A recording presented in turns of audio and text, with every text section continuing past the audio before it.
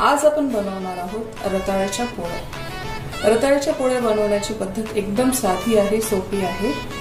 यामध्ये मी सोप्या ट्रिक पण सांगितलेल्या आहेत। जर कोणी यामध्ये न्यू कमर्स असेल तर त्यांना सुद्धा एकदम सोप्या पद्धतीने रताळ्याच्या पोळ्या न बिघडता बनवता येतील। एक मी तुम्हाला दाखवतो। यामध्ये आपण रताळ्याचं जास्त सारण भरून पोळी करू शकतो। एक मी तुम्हाला लेयर काढून दाखवतो। ह्याचा यामध्ये भरपूर असं सारण भरून आपण ही पोळी करू शकतो। तर आपण पाहूया कशी बनवायची आहे रताळ्याची पोळी। रताळ्याची पोळी बनवण्यासाठी मी इथे रताळे घेतलेले आहेत। सुरुवातीला हे रताळे आपण स्वच्छ धुवून घेऊयात। रताळे आपण शिजवण्यासाठी ठेवूयात। रताळे शिजेपर्यंत आपण यावरील जी कोटिंग आहे ते तयार करून घेऊया। तर त्यासाठी मी इथे 1.5 कप कणिक घेतलेली आहे। यामध्ये मीठ आपल्याला थोडंसं ऍड करून घ्यायचं आहे टेस्ट येण्यासाठी। मीठ व्यवस्थित मिक्स करून घेऊया आणि ह्याला पाण्याने मळून घेऊया।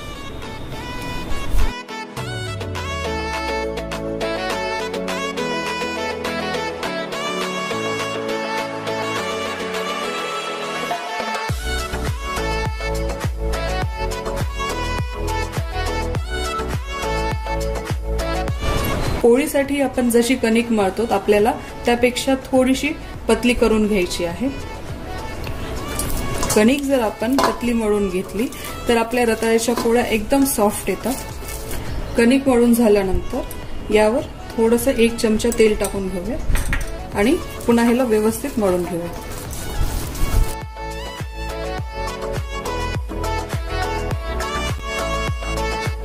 कणिक व्यवस्थित मळून झालेली आहे। 10 मिनिट ह्याला आपण रेस्ट साठी ठेवूया। रताळे बॉईल झालेले आहेत तर आपण सारण तयार करून घेऊया। व्यवस्थित असे शिजून झालेले आहेत, एकदम सॉफ्ट असे झालेले आहेत। हे पहा, आता यावरील साल काढून घेऊया।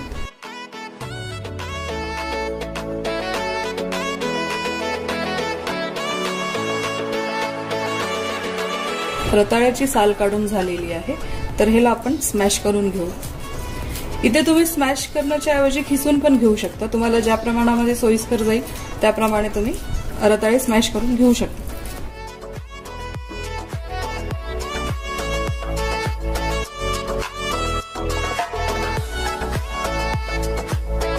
रताळे पूर्ण स्मॅश करून झालेले आहे। रताळे स्मॅश करताना आपल्याला यामध्ये एक पण गोळा ठेवायचा नाहीये, व्यवस्थित असं स्मॅश करून घ्यायचं आहे। आता हे स्मॅश झाल्यानंतर आपण ह्याला भाजून घेऊया। 1.5 कप रताळ्याचा गर निघालेला आहे तर त्यामध्ये आपण 1 कप साखर ऍड करून घेऊया। इथे जर तुम्हाला प्रमाण कमी करायचं असेल साखरेचं तर तुम्ही कमी करू शकता आणि त्यासोबतच थोडंसं मीठ टाकून घेऊया। मिठामुळे ह्या सारणला टेस्ट येते। गोड पदार्थासोबत जर मीठ टाकलं तर चवीला तो पदार्थ अजून छान लागतो।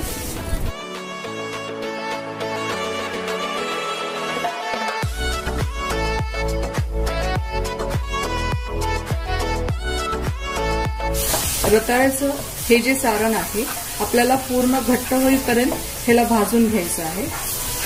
तुम्ही पाहू शकता आधीपेक्षा थोडंसं घट्ट झालेलं आहे। रताळ्याचं सारण भाजताना आपल्याला बॉटम पासून ह्याला व्यवस्थित असं भाजून घ्यायचं आहे। जर बॉटमला तसंच राहिलं तर सारण करपण्याची शक्यता असते। सारण भाजताना आपल्याला हाय लो फ्लेम करूनच सारण भाजून घ्यायचं आहे। सारण पॅन पासून सुटल्या जात आहे, हे पहा, म्हणजे आपलं सारण व्यवस्थित भाजलेलं आहे। तर आपण गॅसचा फ्लेम बंद करूया आणि ह्याला थंड होऊ देऊया। हे जे रताळ्याचं सारण आहे त्यामध्ये थोडीशी जायफूड ऍड करून घेऊया, थोडीशी वेलची पूड। ह्याला व्यवस्थित एकदा मिक्स करून घेऊया।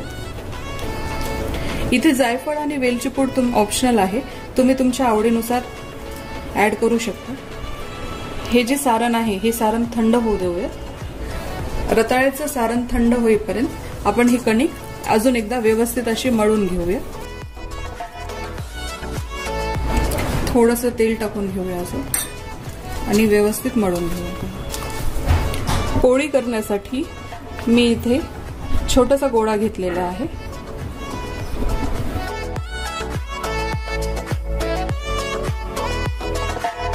साइडनी आपल्याला प्रेस करून घ्यायचं आहे आणि सेंटरमध्ये थोडासा जाड ठेवायचा आहे। जर तुम्हाला ही कणिक पातळ वाटत असेल तर तुम्ही थोडीशी घट्ट करून रताळ्याची पोळी तयार करू शकता।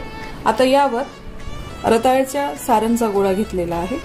हे गोळा मी पूर्ण गोल करून घेतलेला आहे आणि यावर असा ठेवून घ्यायचा। ठेवल्यानंतर ह्याला असं पॅक करून घ्यायचं।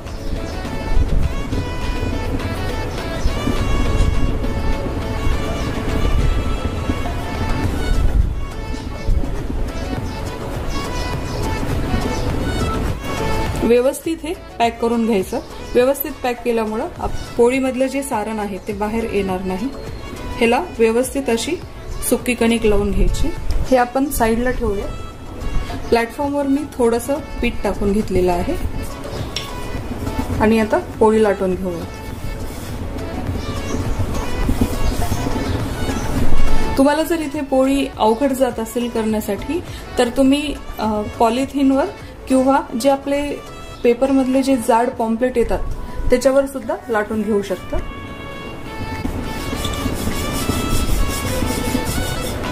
पोळी लाटताना त्यावर सुक्क पीठ टाकायचं, त्यामुळे आपली पोळी चिटकणार नाही आणि व्यवस्थित अशी लाटल्या जाईल।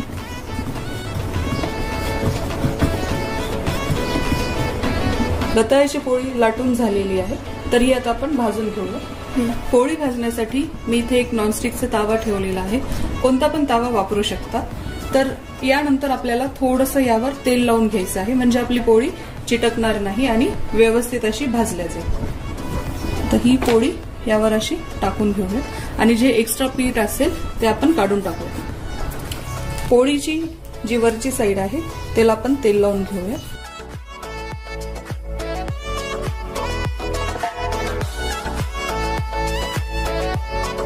एक साइड भाजलेली आहे, तर मी साइड चेंज करून घेतलेली आहे। जोपर्यंत पोळीची एक साइड भाजल्या जात नाही तोपर्यंत आपल्याला त्याची साइड चेंज करायची नाहीये। आता ह्या दुसऱ्या साइडने पण आपण तेल लावून घेऊया। पोळीच्या दोन्ही पण साइड आपल्याला व्यवस्थित अशा भाजून घ्यायच्या आहेत। हे पहा, एक साइड आपली व्यवस्थित भाजल्या गेलेली आहे। दोन्ही पण साइडनी पोळी आपली व्यवस्थित भाजून झालेली आहे, तर ही पोळी आपण काढून घेऊया। अशा प्रकारे आपल्याला पोळ्या तयार करून घ्यायच्या आहेत। ह्या रेडी आहेत गरमागरम रताळ्याच्या पोळ्या सर्व करण्यासाठी। ही रेसिपी तुम्ही नक्की ट्राय करा। तुम्हाला कशी वाटली आहे ती मला कमेंट सेक्शन मध्ये नक्की कळवा। जर तुम्हाला माझा व्हिडिओ आवडला असेल तर लाईक करा, शेअर करा आणि माझ्या चॅनलला सबस्क्राईब करा। Thank you for watching video.